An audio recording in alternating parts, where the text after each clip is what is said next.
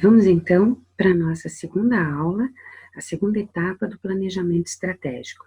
Na aula passada, a gente tratou de alguns conceitos básicos de planejamento e iniciamos o primeiro momento do planejamento, tanto normativo quanto estratégico, que é o momento explicativo, que é a etapa do diagnóstico. Agora, a gente vai tratar dos outros 3 momentos que ocorrem no planejamento estratégico. Vou disponibilizar a aula para vocês. A gente queria fazer um convite também, que a gente disponibilizou um exercício que pode ser feito em casa mesmo. Então, é um exercício de observação do ambiente. Ele vai complementar a questão do momento do diagnóstico. É um exercício para ser verificado dentro de casa, a infraestrutura ou comportamentos dentro de casa que possam ter alguma influência, algum efeito na saúde das pessoas que moram na casa. Então, fica o convite para que as pessoas olhem esse instrumento, preencham o instrumento para entender a relação do ambiente no impacto em saúde. E esse ambiente pode ser tanto de uma casa, quanto de um bairro, da universidade, de uma cidade, enfim. A ideia é fazer esse exercício e a gente se coloca à disposição para tirar qualquer dúvida, beleza? Então, vamos começar. Eu vou disponibilizar para vocês os slides desta aula de planejamento estratégico. Então, iniciando a segunda etapa do planejamento estratégico.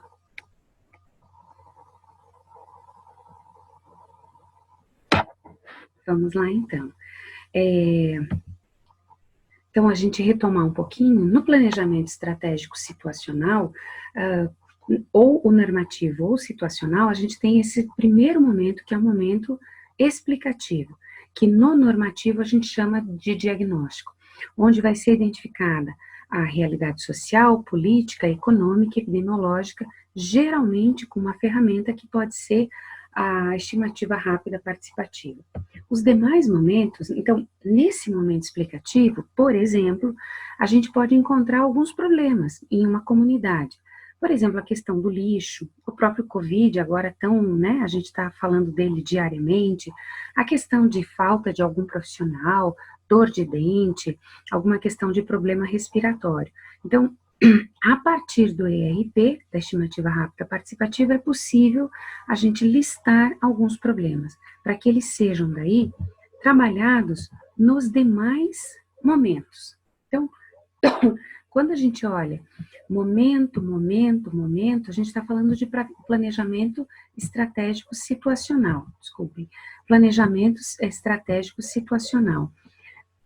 Nesse quadrinho que eu tenho diagnóstico, normatização e execução, faz parte das etapas do planejamento normativo, mas elas se confundem. Então, a diferença entre elas, do planejamento normativo e o estratégico situacional, é a presença de um momento aqui, que é o momento estratégico, que ele faz a questão da negociação política. A gente vai mostrar mais tarde como, na prática, isso é possível fazer, tá? Então, nos momentos 2 e 3, a gente vai ter a questão da operacionalização, a formulação de planos de ação e análise de viabilidade desses planos. Para quê? Para poder fazer um enfrentamento dos problemas e entender se esses problemas esse plano tem uma viabilidade, tanto técnica quanto contextual, social, etc. Para isso, a gente vai utilizar 2 métodos, um pouco de um pouco de outro. Um deles é o próprio PES, que é o Planejamento Estratégico Situacional, e o outro método é o método Altadir de Planificação Popular. Em alguns momentos, uma ou outra estratégia, a gente vai estar utilizando o MAP. Enfim, vamos lá. Então, a primeira etapa, que foi a que a gente fez na aula passada, identificação e seleção dos problemas, entendendo que esses problemas, eles são a partir de alguns atores. Eu tenho atores específicos. A estimativa, vamos imaginar então que a partir da estimativa rápida participativa, a gente chegou nestes problemas, na listagem desses problemas. Eu vou atuar um pouquinho mais de perto com essa questão do lixo e dor de dente. Vamos entender que esses talvez fossem os que mais foram identificados foram os mais relevantes nessa listagem de problemas. A primeira análise que a gente deve fazer é uma contextualização dos problemas em si. Então, a gente vai tentar enxergar os problemas sob alguns aspectos. Por exemplo, o valor político, o tempo para atingir os resultados, então, quanto tempo demora para resolver esse problema, se os atores que estão planejando, que são os autores, se eles têm recurso para fazer isso, ou vai depender de um recurso externo, seja um recurso financeiro, como político, cognitivo, a governabilidade do grupo, ela é forte, ela é fraca, como que funciona isso? As pessoas, os autores desse planejamento, são realmente as pessoas que têm comando? Resposta de outros atores. É importante a gente pensar que quando a gente elabora um plano, a gente pode ter outros atores na sociedade, sejam associação, o próprio sindicato, ou às vezes conselhos, que eles podem colaborar, eles podem estar de acordo com esse projeto, ou serem totalmente contras. E isso pode gerar um grande conflito no planejamento em si. Outros itens, como custo de postergação. Então, se a gente não resolver esse problema agora, se a gente não fizer um enfrentamento, qual vai ser o custo disso? Não vai acontecer nada ou vai ter um prejuízo muito forte? Tem se falado muito hoje em dia a questão do Covid. Se não fizer nada, pode ser que a hora que for ser feita alguma coisa, o prejuízo já vai ser muito maior. A questão de inovação e continuidade. Sempre bem interessante, talvez do ponto de vista político, que um problema seja resolvido pela primeira vez. Ele vai ter um valor muito maior para a sociedade. E o impacto disso. Porque muitas vezes, por exemplo, essa é uma outra discussão que está sendo dita hoje. O fato da gente ter um impacto no Covid, no coronavírus, pode ser que desequilibre toda a economia do país. Então, qual é o problema que nós vamos escolher para resolver? Se não se resolver, se não investir tanto dinheiro para resolver o Covid, talvez não desequilibre tanto a economia. Mas daí eu não consigo resolver o problema. Então, vejam quantas variáveis podem aparecer, quantas incertezas podem aparecer quando se lida com os problemas. Vamos colocar isso numa tabela para ficar até mais claro. Se a gente quisesse comparar lixo e dor de dente, então, vamos entender que sempre essa análise de problemas, elas têm a ver com o ator. Então, o ator, eu tenho ali um prefeito, um secretário de saúde, o padre na igreja, ele pode ser um ator, o presidente do sindicato, de um conselho de saúde, e aí a gente vai fazendo, como um exemplo, né, uma especulação. Então, o valor político de resolver o problema do lixo talvez seja bastante alto. Não sei se tem diferença entre o lixo infectante, não infectante, o lixo reciclável ou não. A dor de dente. Será que tem um valor político importante resolver o problema de dor de dente? Quantas pessoas sofrem com dor de dente? Tempo de maturação. Quanto tempo demora para resolver esse problema? Imaginem se a gente quer resolver o problema de esgoto do país inteiro. Talvez em 4 anos, que geralmente é um tempo de governo, não seja possível resolver isso. E daí gera uma situação de que o gestor que estiver iniciando esse enfrentamento, ele não vai, vamos dizer assim, não vai inaugurar esta obra. E daí, por algum motivo, ele acaba ficando menos atrativo para um gestor fazer o enfrentamento desta situação. A questão dos recursos, a governabilidade, a gente pode ter colaboração ou não de outras entidades, enfim, custo de postergação, inovação ou continuidade, a importância de que quanto mais inovação possa ser instituída, ela tem um atrativo maior, e o impacto que gera. Então, essa é uma primeira análise que a gente faz dos problemas elencados, de 1, de 2, de 3, e com isso pode-se entender qual é o problema que tem mais características positivas para ser eleito o primeiro problema a ser enfrentado. Após isso, vai ser feita a descrição do problema. Então, é importante nesse momento que não haja juízo de valor. Vai ser fato, é um relato do que está acontecendo. Então, no exemplo que está ali, foi encontrado que eu tenho acúmulo de lixo no território. Então, a gente não vai fazer a descrição dizendo assim, as pessoas são preguiçosas e que deixam o lixo na rua. Isso é juízo de valor. Eu estou julgando as pessoas por esse fato. Então, o que a gente vai dizer, eu estou vendo, eu estou observando lixo no território. E daí eu posso fazer alguns descritores. Por exemplo, o descritor número 1, o D1, existe lixo em diversos locais públicos. É um descritor. 2, a população de ratos é 2 vezes maior que o esperado na zona rural. Ou seja, a gente vai fazendo descrição para entender, a partir dos fatos, da observação, como é esse problema. Num outro momento, então, a partir da descrição, a gente vai tentar explicar esse problema. Agora sim, a gente vai tentar identificar as causas. Então, eu começo ali. Existe lixo em diversos locais públicos. Bom, aí nós vamos começar a fazer a pergunta do porquê. Por que será que existe lixo em diversos locais públicos? Pode ser que exista falta de leis para coleta de lixo. Talvez não exista coleta de lixo. Talvez não existam latões de lixo nos locais públicos e por isso que as pessoas não têm aonde jogar, elas jogam no chão. Não existe uma educação a respeito do lixo. As pessoas não têm o hábito, a ausência de mutirões para a coleta de lixo. Então, nesse momento, aquele grupo, que é o grupo que iniciou o processo da estimativa rápida, ele também, é muito importante que a gente tenha várias pessoas pensando, um grupo heterogêneo, um grupo que consiga dialogar, para entender quais as possíveis causas que podem estar relacionadas com este problema, com aquele descritor. E a partir da definição do problema, da descrição do problema, da explicação do problema, a gente vai tentar entender quais são os objetivos que eu quero.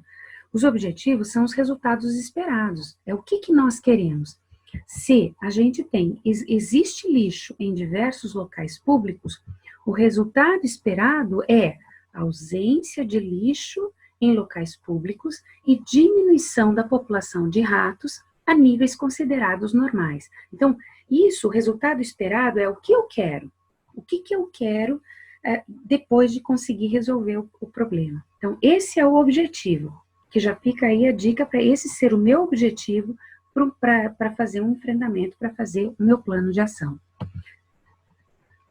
Uma outra forma de enxergar isso é usar a metáfora, né, a analogia com a árvore de problemas. Então, entendendo que o problema, ele seria o que está no tronco da árvore, tá?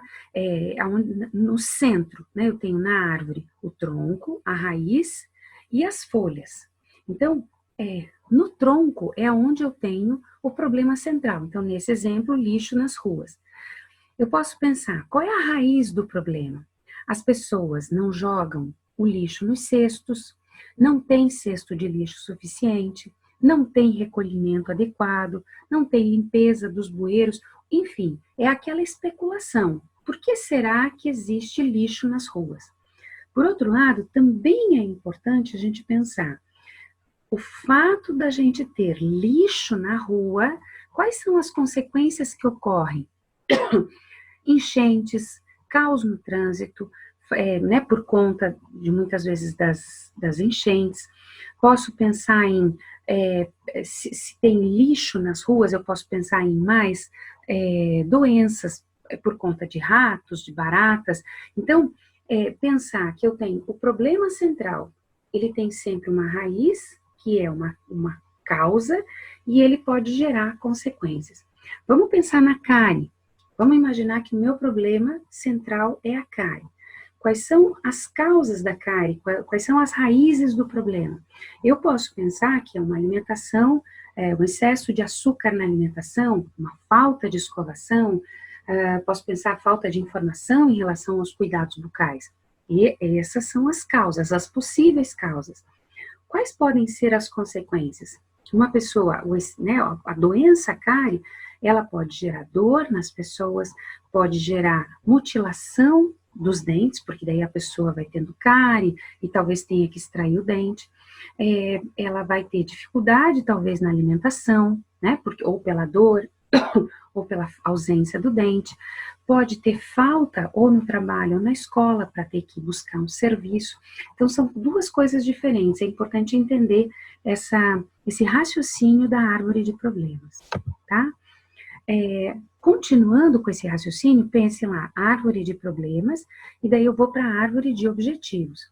O meu problema, ele deve gerar um objetivo. E daí, para cada causa que eu elenco, eu posso elaborar um objetivo específico. Então, por exemplo, no problema da cárie, se o problema que eu tenho, o problema que está no tronco da árvore é cárie, e uma das causas é um consumo excessivo de açúcar, vamos imaginar que esse seja a causa 1. Então, este consumo de açúcar, ele pode ser resolvido, talvez, com um objetivo específico, um que seja orientar as pessoas quanto ao excesso de açúcar, ou estimular a indústria de alimentos a colocar menos açúcar nos alimentos. Então, a gente tem algumas formas para cada causa tentar elaborar um objetivo específico. Uma outra forma de pensar essa questão da explicação, utilizando o MAP, o método Altadir de planificação popular, é tentar chegar na causa das causas, numa causa mais profunda. Porque eu posso pensar em causas, as primeiras causas, mas às vezes a maior causa é a causa que está por trás de todas as causas. Vamos fazer o exercício. Vamos imaginar que no meu descritivo eu digo que existe cárie ativa em todas as faixas etárias. E a pergunta que a gente vai fazer é por quê? Bom, porque não tem flúor, não tem flúor na água de abastecimento, falta esse flúor sistêmico. E daí eu vou perguntar de novo, por que falta o flúor sistêmico? Porque somente 40% das pessoas, talvez naquela comunidade, têm abastecimento público de água. Às vezes pode ser uma área de ocupação e que só as pessoas que têm torneira em casa é que vão ter esse abastecimento público. E por que isso acontece? Porque é uma área de ocupação irregular. Então, quando a gente faz esse raciocínio, a gente começa a entender que talvez a cárie possa ser explicada não pelo um consumo das pessoas, porque elas não querem consumir o flúor, mas porque elas moram numa área de ocupação irregular. Então, para eu resolver um problema de cárie, talvez eu tenha que atacar de forma multidisciplinar, multissetorial, para trabalhar junto com a infraestrutura de uma cidade. Porque a hora que essa área, né, for regularizada, consequentemente as pessoas vão ter água de abastecimento público com flúor. Então, é você tentar enxergar as causas mais profundas do que acontece com um determinado problema. De novo, vou fazer o exercício. Existe cárie ativa em todas as faixas etárias. Por quê? Porque a população consome muito açúcar. Eu posso ficar só nisso e fazer a orientação das pessoas para consumir mais açúcar, mas eu posso ser mais curioso. Eu quero entender melhor esse problema. E por que as pessoas consomem muito açúcar? Porque elas são trabalhadores numa determinada região de uma usina de cana-de-açúcar. Então tem uma relação, as pessoas são influenciadas por aquele espaço. E por que elas trabalham nessa usina de cana-de-açúcar? Porque não tem outras opções, talvez, essa é uma profissão que não requer uma mão de obra qualificada e as pessoas precisam trabalhar. Então, veja, se eu entendo que essa é uma causa importante, né, e que é ela que está justificando realmente o problema que a gente está tendo, talvez em vez de fazer só uma orientação para as pessoas pararem de consumir açúcar, a gente precisa pensar em outras estratégias maiores, diversificadas, em trabalhar o emprego das pessoas, para que elas tenham mais opções e não fiquem dependendo do trabalho em um setor só da economia. Mais uma vez, mais um exercício. Vamos imaginar que no descritor é a frequência na procura do serviço por dor de dente, lembrando naquele problema nosso lá de dor de dente, é 40% maior do que no resto da cidade. Imagine que tem uma unidade de saúde em que a gente encontra esta situação. Nesta unidade de saúde, eu tenho uma procura muito maior, quase 50%, quase metade, né, a mais do que acontece no restante das outras unidades. E daí a pergunta é o porquê, né? Porque as pessoas naquela região chegam com cáries extensas e profundas. Bom, vamos perguntar de novo. Por quê? Por que elas chegam dessa forma?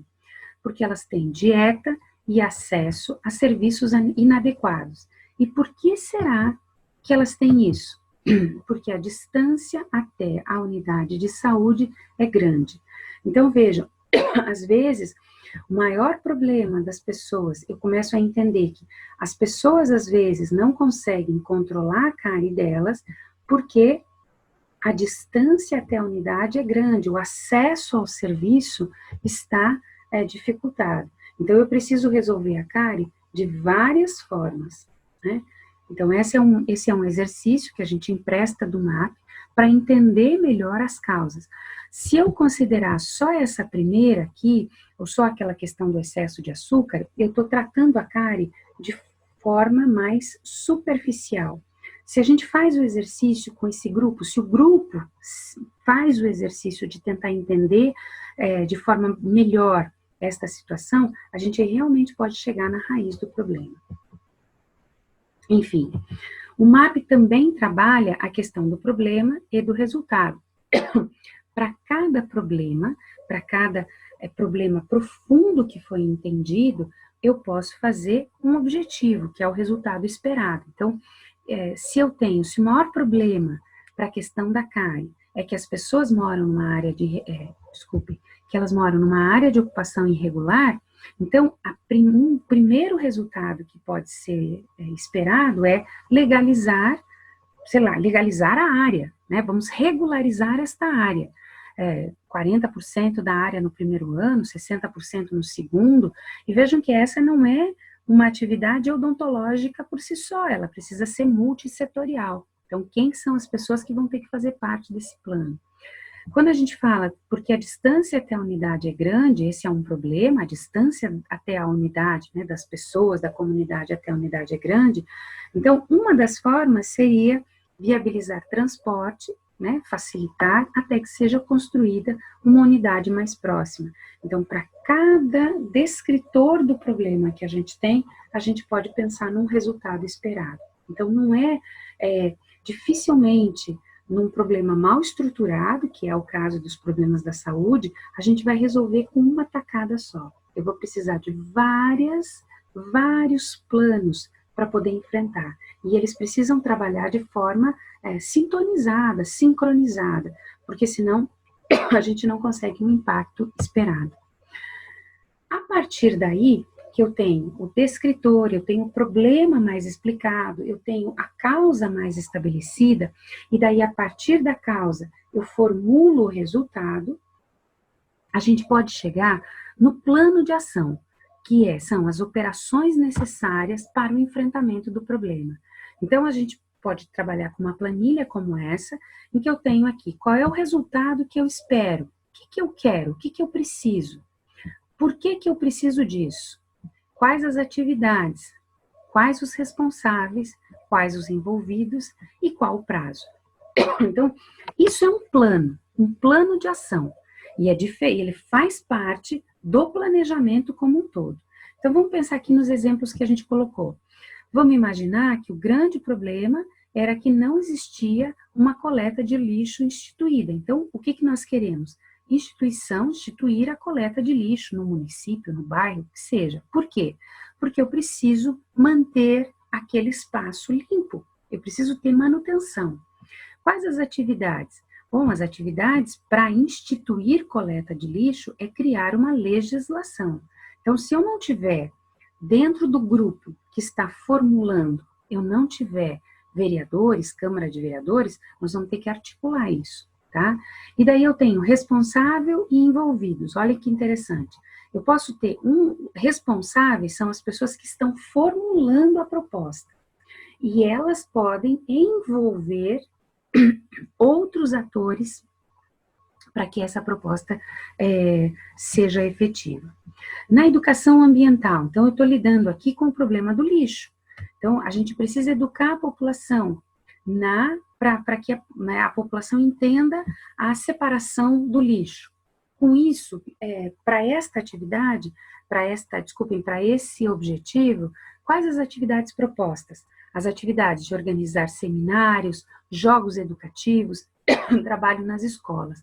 Quem que vai ser o responsável? Bom, o secretário da educação, a gente está falando de educação, e os envolvidos, a equipe da escola, os profissionais da saúde, meio ambiente, e eu tenho um prazo ali, talvez fazer uma ação de forma mais continuada.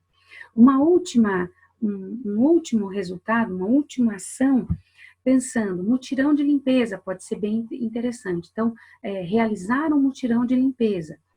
Por quê? Porque a gente precisa, né, além, às vezes, da coleta periódica do lixo, precisa fazer uma limpeza geral, grande, naquele território.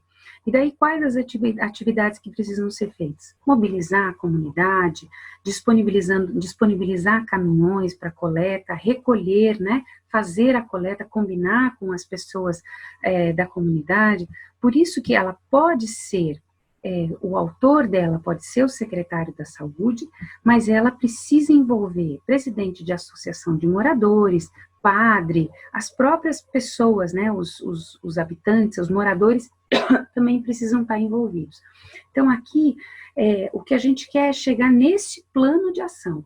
Para isso, a gente teve que destrinchar melhor o problema, suas causas, né, as consequências que ele gera, e para poder enfrentar este problema. Aqui eu tenho a mesma planilha, escrita de outra forma. Então, o resultado é o que nós queremos, é o quê? A finalidade é o porquê. As atividades são as ações e tarefas, é o como. O responsável e envolvidos é quem que vai fazer. E o prazo é o quando. Então, essa é uma planilha bastante utilizada, bastante simples, e que deve ser utilizada para a gente fazer um plano de ação. E esse plano de ação faz parte do planejamento. Ele não é o planejamento todo, ele faz parte. Bom, no momento estratégico, a gente pode tentar entender melhor, porque eu tenho um plano para fazer. Mas será que esse plano vai dar certo? Será que esse plano está todo mundo concordando com ele? Então, por exemplo, eu vou trabalhar e vou começar a fazer um raciocínio para entender melhor isso. Na operação instituição da coleta de lixo, que é esta daqui que nós fizemos, aqui ó, instituição da coleta de lixo. Vamos pensar se ela está bem redondinha, se ela vai funcionar. Tem uma nova análise que a gente pode fazer, que a gente está, então, num momento estratégico, que é o condicionante letal. Ou seja, o que é que tem que acontecer? O que é que qual é, assim, uma condição que pode inviabilizar o projeto todo? Se a gente não tiver uma interferência, uma influência na Câmara de Vereadores, o projeto vai por água abaixo. Então, isso é muito importante. Entender que para poder fazer uma lei, criar uma lei, a conversa, ela tem que estar muito, né, a comunicação, ela tem que estar muito próxima com quem faz isso, com quem faz as leis. O impacto é alto, então, entendendo qual é o impacto disso, qual é o ator que deve negociar, e daí, nesse sentido, é o prefeito que deve negociar, e se nada der certo, vamos que o prefeito tem uma briga muito grande com a Câmara de Vereadores, eles não se entendem, eles não conseguem se comunicar. Então, é preciso pensar em ações alternativas. Por exemplo, uma ONG que pudesse fazer a coleta de lixo, e ela fazer um convênio com o prefeito, etc. Então, nesse momento, a gente está especulando quais as possibilidades daquele plano que está formulado dar certo ou dar errado, conforme as pessoas envolvidas contextualmente. Por isso que a gente fala de planejamento estratégico situacional. Ele Um plano, mesmo que ele seja muito bom, ele pode não servir para todas as situações. Ele vai servir para aquela situação que a gente está elencando. Uma outra planilha que pode ser utilizada no momento estratégico é a análise de viabilidade do plano. Então, vamos imaginar lá, eu tenho essas siglas que a gente está utilizando aqui, Operação 1, Operação 2, Operação 3. Então, vamos imaginar, eu tenho aqui a Operação 1, que é a instituição da coleta de lixo, tá? E eu tenho os atores envolvidos neste processo. Então, vamos imaginar que são 3 atores muito importantes: o prefeito daquele município, o secretário da educação e o presidente da associação de moradores. Às vezes ele é um líder de todos os moradores ou de outras associações. Qual é o interesse do prefeito em resolver a coleta do lixo? Bom, aqui estão entendendo que ele tem interesse. O secretário da educação não tem muito interesse, o problema dele não é a questão, talvez, do lixo, mas é a questão da educação. O presidente da associação quer resolver isso. Qual é o valor, a importância dada pelos atores? Quais são os aliados nesse processo? Claro, a gente está brincando aqui, né? Eu estou dando como um exemplo, forjando uma situação. Vamos imaginar que o prefeito e o secretário se dão bem, mas em outros momentos eles não são tão aliados, né? Então, aqui o prefeito com o presidente da associação, ele está bem. Vamos imaginar aqui que para essa questão aqui da Operação 1, o A3, que é o presidente da associação, ele é um oponente, ele é crítico, ele não gosta do prefeito, não gosta das ações do prefeito. Então, a gente vai ter aí problemas, conflitos nesse processo. Então, na análise de viabilidade, a gente vai tentar entender qual é o interesse dos atores em resolver o problema, quais são as operações que todos concordam, quais são as ações que as pessoas discordam. Vou dar um exemplo que é muito pertinente na Odonto. A Odonto, né, a unidade de saúde, que tem a equipe de saúde bucal, quando vai até a escola, quer ir para a escola, muitas vezes para tentar tratar, verificar a situação bucal das crianças, fazer um trabalho de educação em saúde. Mas qual será o real interesse da diretora em trabalhar em educação em saúde quando ela tem uma série de outros conteúdos para trabalhar com as crianças? Talvez o interesse dela maior é que as crianças não tenham dor de dente. E é só isso o interesse, só esse o interesse dela. Então, a gente precisa discutir as diferentes visões que a gente deve encontrar com as diferentes pessoas que a gente tem dentro de uma comunidade. Então, eu não tenho uma resposta única com isso, vai depender muito de quem são as pessoas, mas essa é uma análise bastante importante, porque se eu tenho oponentes e que tem carisma grande, que tem uma capacidade de articulação muito grande, isso pode inviabilizar o plano. Então, a gente precisa entender desse processo antes de colocá-lo em prática. Bom, depois da análise estratégica, o momento estratégico, a gente vai para o momento tático operacional, que é executar o que está escrito naquele plano, desde que a gente tenha sanado as questões estratégicas de conflitos, de oponentes, né, de você tentar neutralizar alguns oponentes ou até puxá-los, né, para que eles se tornem aliados e não oponentes. E daí a gente chega no momento tático operacional. E uma das coisas que são muito importantes e que a gente tem uma certa dificuldade em fazer é a avaliação. Então, você coloca em prática aquele plano, que é o que eu quero, por quê, quem que vai fazer, o que, quando. E daí é importante que a gente comece a entender que, de tempos em tempos, é preciso avaliar esse plano. Então, esse aqui é um exemplo, tá, de uma prestação de contas. Então, eu tenho aqui o período, qual é a operação, né, qual era o objetivo, e daí, assim, ele foi cumprido, não foi cumprido, ou parcialmente.